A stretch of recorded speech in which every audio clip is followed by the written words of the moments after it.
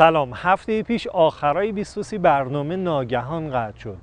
قطع شدن برنامه همانا و گمان زنی ها همان که آقا حرفای خاص زده و قطعش کردند و زدندش و کشتندش و حتی بعضیا گفتن خودشون عمدن قطعش کردن. این سناریو سازی ها برای همه چیز و همه کس خیلی جالبه ها، در حالی که واقعیت اینه یه مشکل فنی پیش اومد طوری که حتی نتونستن برگردن گوینده عذرخواهی کنه و خداحافظی کنه. البته همون شب جهت اطلاع ساعت 22 از شبکه 3 هم پخش شد، اما به هر حال بابت اون اتفاق ببخشید. احمدی نژاد دیروز رفت یزد 84مین سفر استانی. انصافا یزدی‌ها خیلی خوب اومده بودند استقبال، اما 2 تا مسئله. یکی این که همونطور که دفعه پیش هم گفتیم آقایون مراقب باشند سفرهای استانی با تشریفات و اینجور کارا گره نخوره. پول این تشریفات رو خرج همین مردم کنید، رئیس جمهور راضی تره. میگین نه، از خودش بپرسید. ضمناً نهاد ریاست جمهوری برنامه ریزی کنه که سخنرانی حتما قبل از وقت اذان و نماز تمام بشه.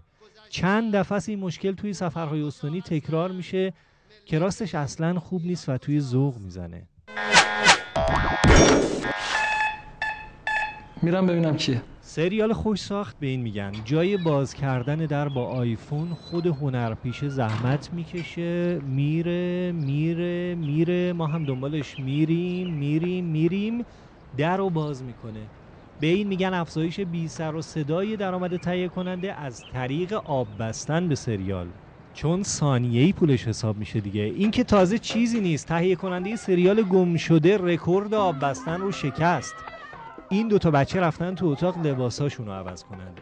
شما با ساعتتون تایم بگیرید، 1 ثانیه، 2 ثانیه، 3 ثانیه، 21 ثانیه، 22 ثانیه، 23 ثانیه. بابا تو رو خدا بس دیگه. 39 ثانیه، 40 ثانیه، 41 ثانیه، 42 ثانیه. یه در بسته رو داره نشون میده. غرق شد سریال تو آب آقای تهیه کننده. اصولا زندگی بدون جنجال و سر و صدا به برخی از ما خبرنگاران نمیچسبه. به همین خاطر یک دفعه دست به یکی میکنیم تا بعضیا استعفا بدن. شما میخواید من بگم که مثلا چی؟ جالبه مجمع تشخیص تصمیم گرفته انتخاب رئیس کل بانک مرکزی مثل گذشته به عهده رئیس جمهور باشه، ولی یه خبرنگار محترم سعی میکنه حتی با دادن اطلاعات غلط ماجرا رو به مسیری که خودش میخواد بکشونه. عجبت نه شما رئیس کل‌های بعدی با نظر سرای سه قوه انتخاب بشه. رئیس کل که تازه داره میفهمه خبرنگارا دنبال چیان باز هم جواب کلی میده. بهترین تصمیم همونه که ابلاغ میکنن. برخی خبرنگارا دارن آروم میشن، ولی حالا خبرنگار واحد مرکزی خبر ول کنه که هنوز هم ابلاغ نشده که ما بخوایم بشه. چه تصمیمی ابلاغ بشه شما ترک میکنید پستتون؟ برای من تفاوتی نمیکنه. من خود تا زمانی که عرض کردم خودم میتونم مستقل کار بکنم با زیر مجموعه، کارم را ادامه میدم. برای بعضی مدیریت‌ها و مدیرا کلنگ مثل قزاست، باعث شادابی روح میشه. یه اندیشمند جهت اطلاعی میگه هیچ وقت نذار یه کلنگ از دهن بیفته. صبحم وقت نکردی شبانه کلنگو بزن. کم کاری نیست زیر نور چراغ قوه تو این برف و بوران صبح میشد آخه کلنگ از دهن میافتاد. این که شلوغ کنی شیطونی کنی حواست پرت باشه فقط مخصوص کلاس درس نیست. آقایانی که این جلو هستن بحث‌های مهم نیست اینا. آقایانی که انتها هستن رأی گیری داریم، بفرمایید. برخی از آقایون این جلو هستن اصلا ظاهرا توجه ندارن به رأی گیری. بفرمایید رأیتون رو بدین. آقایانی که این جلو هستن بفرمایید رأیتون بدین. بفرمایید. نمایندگان نظرشون اعلام بفرمایند. دوستان مشارکتتون ضعیفه، بفرمایید رأیتون بدین. خب آقایون اگه برای گوش دادن فکر کردن و رأی دادن نیومدید چرا وقت شریفتون رو هدر میدید و جلسه تشریف میارید؟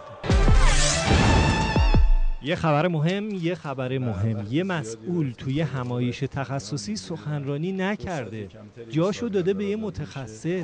ما می‌خواستیم یک دقیقت سنت شکنی بکنیم و توجهات رو بیشتر ببریم به این که فرصت‌ها به صاحب نظران داده بشه. آقای رضایی، بعد راهی رو در پیش گرفتی ها. ممکنه مردم بدعادت بشن توی همایش‌های تخصصی دنبال متخصص و صاحب نظر بگردند، نه مسئول.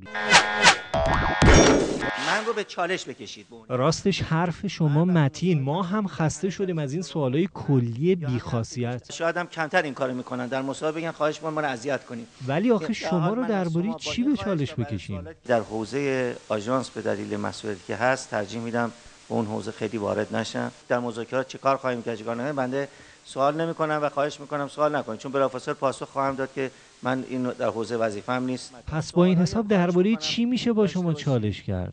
یه خواهشی هم دارم صحبت نکنید. من اگه سر صدا باشه اصلا نمیتونم صحبت کنم. علی که بچه اومده بود بالا به دکتر دانشجو گفتش که ما هم رشته ایم با هم. گفتم هوافضا، گفت آره مکانیک هوافضا. گفتم پس به دکتر دانشجو بگو دیدار برای مریخ. انصافا رئیس جمهور خیلی جاها دل شیر داره، مثل همین هدفمند کردن که 20 سال بود کسی جرأت نمی‌کرد بره طرفش. اما وسط این بحث فراکهکشانی من یه سوال کوچیک دارم. شما چطوری دلتون میاد قراراتون رو تو کرات دیگه بذارید، در حالی که ما با 1000 ترس و لرز باید سوار هواپیما بشیم تا همین مشهد خودمون بریم؟ چطوری دلتون میاد؟ این لطیفه رو یکی از مدیرای سازمان داده، بی‌مزگی با مزگیش پای خودش، راستش جرئت نمی‌کنیم نگیمش. میگن تو این هیروویر هدفمند کردن یارانه ها یه نفر داده رو سنگ قبر خانمش نوشتند مرحومه مثلا اکبری، همسر دکتر اصغری متخصص مغز و اعصاب، آدرس مطب تهران طبقه همکف، ساعت و روز پذیرایی روزای فرد 16 تا 20 با تعیین وقت قبلی. بامزه بود؟ خداحافظ.